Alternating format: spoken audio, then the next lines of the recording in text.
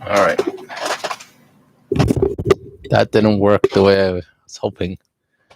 A new filter just for you, Kyle. Anyways, I was in the washroom, and then when I came out, the other stream was still running, and I had to figure out how to, because it wouldn't let me stream a new one because the other live was still going. So eventually, I had to figure out how I could delete it and start this one. So a little bit of a delay, and I gotta be off by 1:30 to take a phone call. So can't stay too long, but should be okay. We usually don't go more than half an hour, anyways, on these lives. So we started talking about the Great Commission. Um, kind of, I heard this term before. It's like it's not just the Great Commission, but it's a play on words. The Great Co-mission, CO-mission, like kind of like cooperation. Like so, the main idea was kind of like how we talked about, or well, Rich talked about how like God partners with us to do work. Not that God needs us, but actually God chooses to allow us to work with him. One example he gave was like his son trying to move stuff into the house, and he's like, no, you don't. It's actually could go a lot faster if he doesn't actually have his son, trying to move stuff if he actually does it himself. But the reason why he allows his son to help out is because it's just out of love and like just allow his son to like get involved. So that's the example he used. Like God doesn't need us to help out, because God is all powerful, but God decides to allow us to help out, just to get us involved. So the scripture is talking about like Zacharias climbing up in that tree. When I don't have the I'm not using a pre-record. I don't actually have the notes in front of me, so I gotta use the phone. All right, so Jesus entered Jericho and was passing through. A man was there by the name of Zacharias.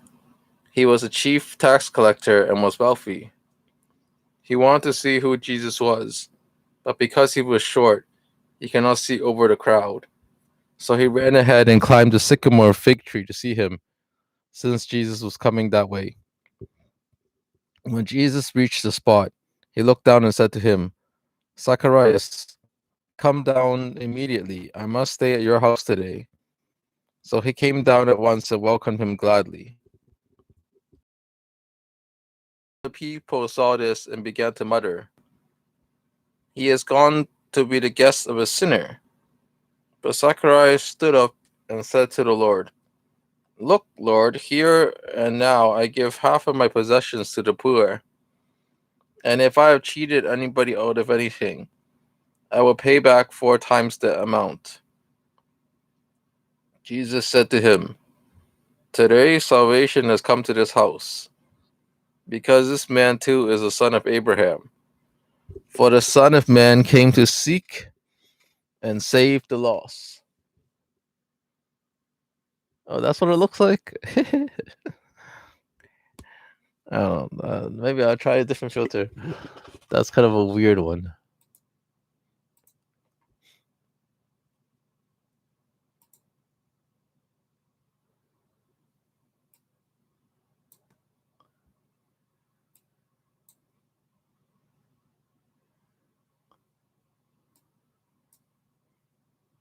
I had one last time that was pretty good, where it basically just turned me into like a Futurama or like Simpsons type character. But I don't know where that one went.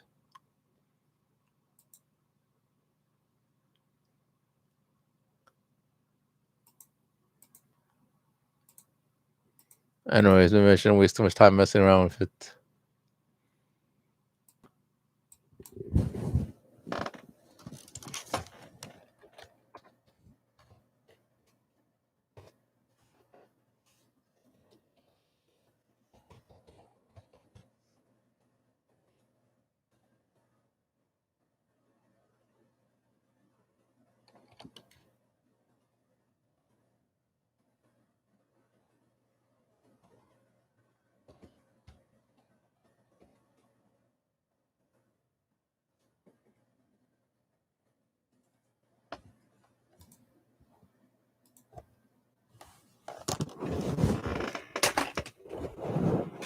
Let's just stick to the classics. Let's not waste time on that.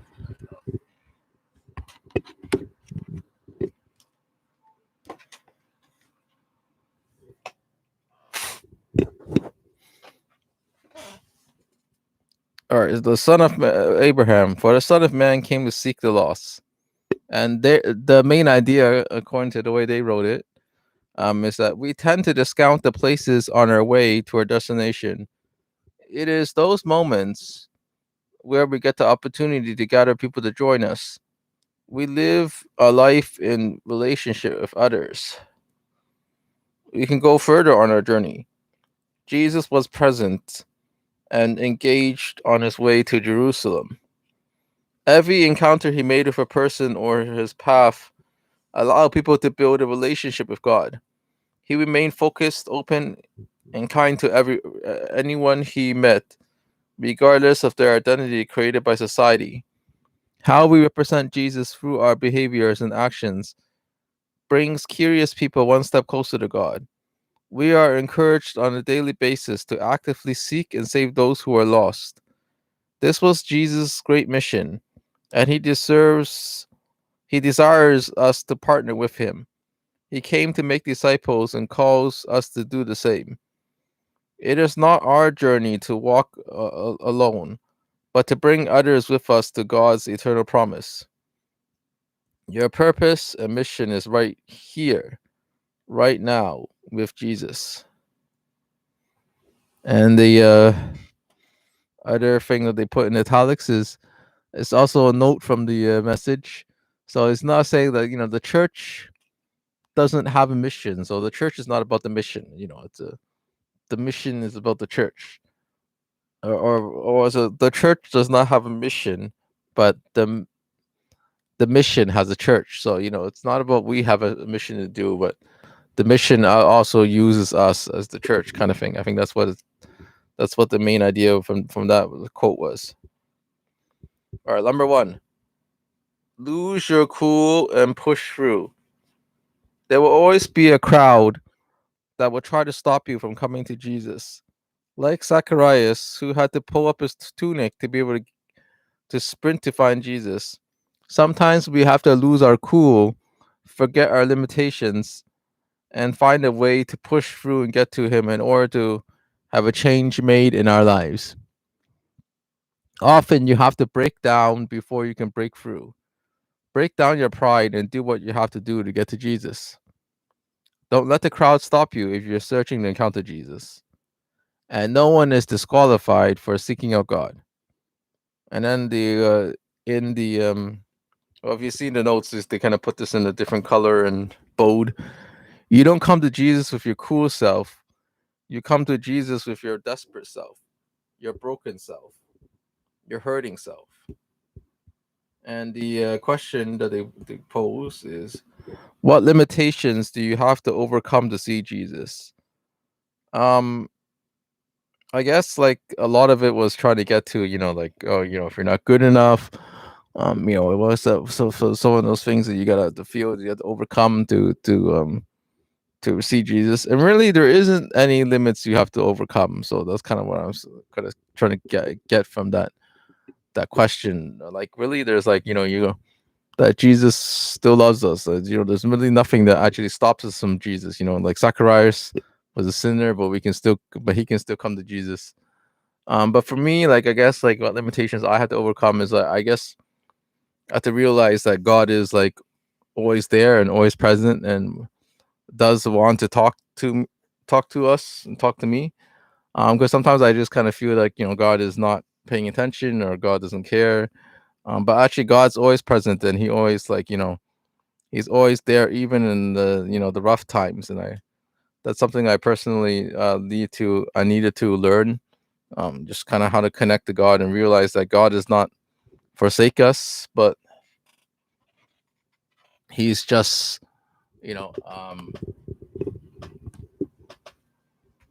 he's just sitting there, and maybe he's allowing things to happen, but at the same time he's not absent, but always present, and just waiting for us to to kind of go to him and just kind of like really put ourselves before him, kind of thing. So that's kind of what one of the limitations that I might have had, but I overcame, to see Jesus, that God is actually working, even when we think he's not. He's actually still working.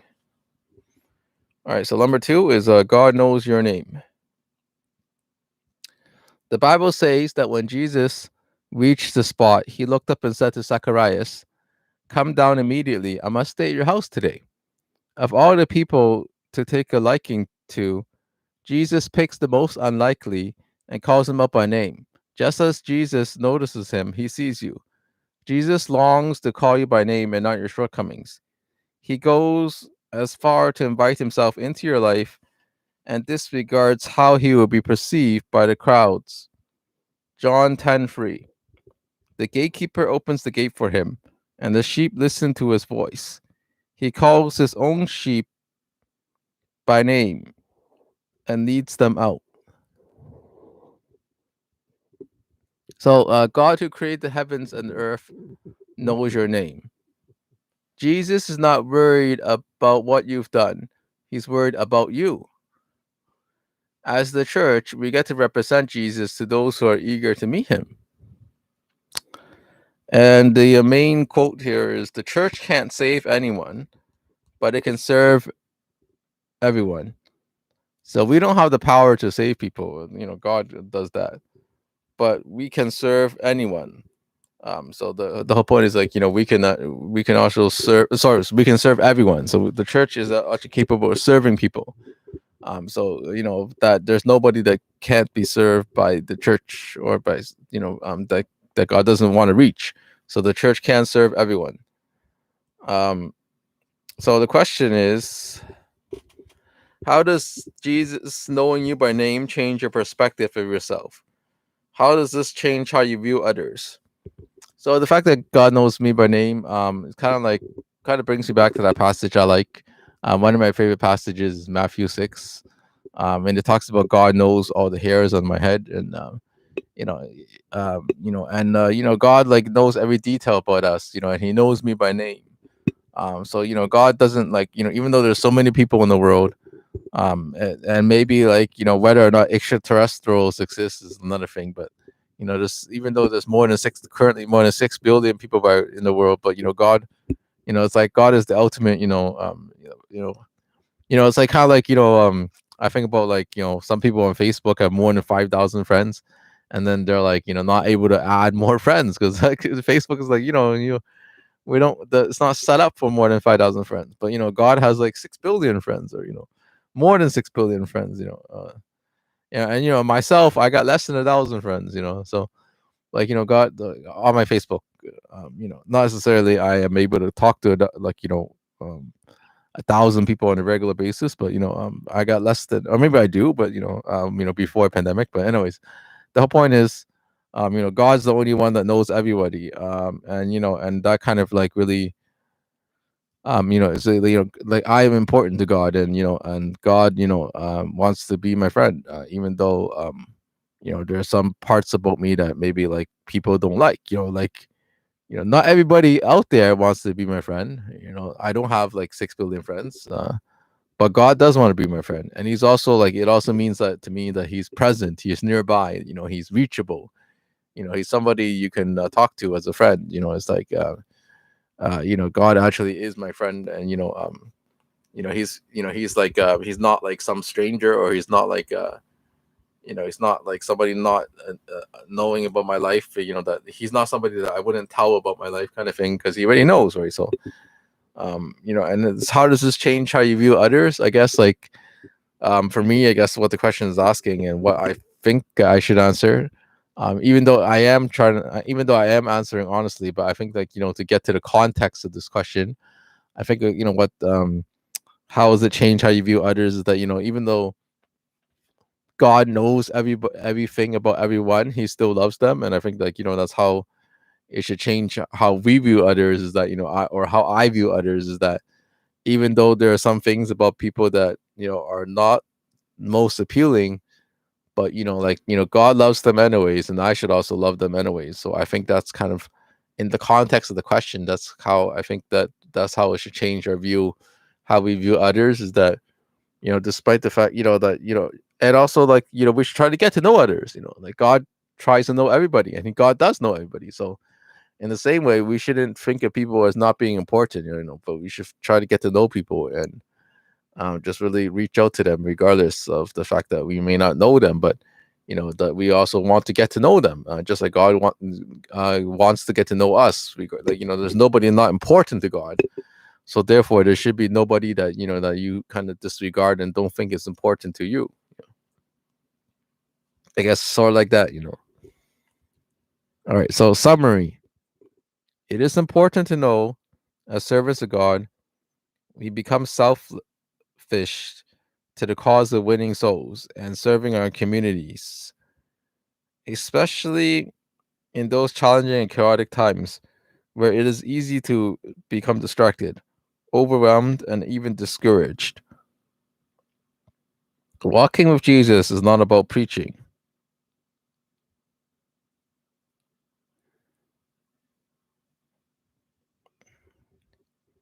It's not just about preaching, but it's also about impacting the present moment, there and now.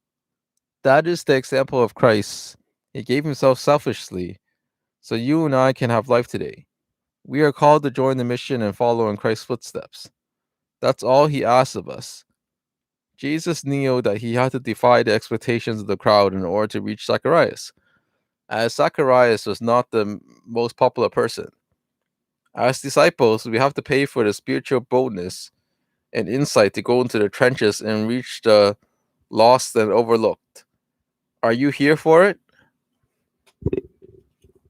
Okay, so call to action um is do you have family members or close friends who are not saved? You can start taking up the mandate of the great commission this week by reaching out in love to tell them about Jesus. The church won't survive with a come and see mentality. It must be a go and tell mandate. Kind of like masks are still mandated in some places right now, and it's like we gotta go and tell people about Jesus. Kind of basically that's the call to action for this week. So for announcements, today I see if I can I have see if I can work on my old hockey pants. I'm not gonna bring them down. It's just like I got the also got the black Bauer ones.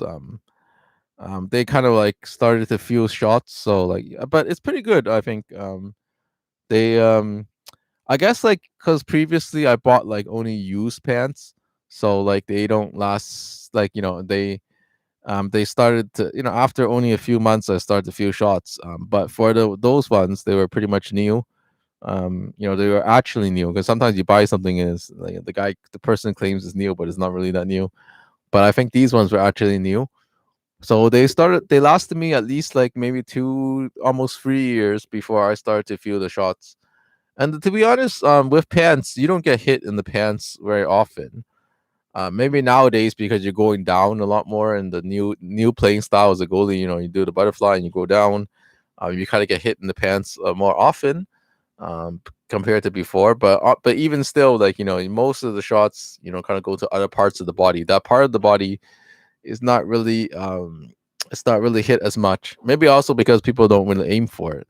I mean, even if you like, even somebody try to shoot for your 5-hole, it's supposed to go below the pants in order to get into the net, right? You don't want to actually shoot at the pants.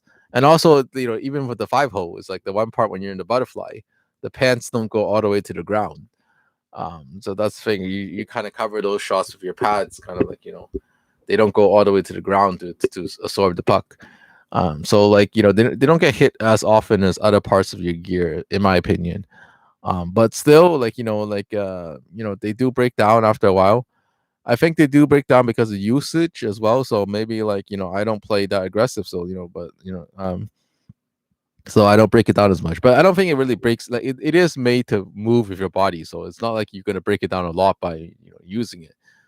But I think also things also just degrade over time as well. So I switched to another pair of pants that were fairly new, and I just refurbished them because those pants were originally, I don't know, like maybe like I said, they're not really new, but in terms of like the shell and whatever is still pretty good condition. So, but what I find is the RVR, the RYR pants I had, even though they're a custom company and they're supposed to be good, they didn't offer enough protection, so I actually reinforced them. So far they've been okay, I think. I mean, I did take one shot the other day onto my lower body that I felt, but I don't know necessarily that was the pants fault, in my opinion. But well, but so far they've been okay after I've reinforced them. And the other thing is, just the last quick announcement is, I think I pretty much finished making the audio version of this book for my own listening. Because I got to chapter 6 and it talked about tactics, and then after chapter 6, there's like chapter 7 is off exercises, and then chapter 8 is the mental game. So maybe the mental game I'll put into audio format as well for myself. But I don't think I'll do the exercises into the into the audio format, because it's just telling you how to do exercises. It doesn't really help in terms of like getting it's not really theory. It's just practically doing exercise. But I probably will try this exercise sometime this soon, before to kind of see like it will help me like to just to work on my muscles in the meantime, because right now my mom is still kind of afraid of COVID, and it's, I haven't been able to get on the ice like before. But but hopefully things will continue to improve with COVID as well, and that I'll be able to get back to normal. But also like yeah. So, and I think like we got to be thankful for small things. Like right now, there's still a lot of humidity, and we don't really have winter setting in yet, because they say that when winter sets in, they think that COVID will get worse again. Even though now we have a lot of people vaccinated in our area, so hopefully that's not really going to be the case. I mean, yes, these viruses tend to spread more in the winter, but at the same time, we have more protection now. So hopefully it won't be able to spread as it has before in like last year, especially last year. We reopened schools and everything, and we tried to, and we didn't have vaccine yet. So so we had a lot of contact from kids, and contacting each other, and we did kind of lift some of the other restrictions at the end of the summer, to allow people to contact, and then the virus is spreading in, and but now we're doing we're doing a more cautious. We're still doing that, but we're still we're still vaccinated now. So like hopefully now it's gonna be a different story this year, compared to the situation where last year just got really bad again. So we had to lock down once again, anyways. So all right, so that's it for the live today, and thanks for watching. And I may not do one next week, but like again, I said, even though I may not do one next week, I'll do it like every other week, so we'll still have some of these videos going.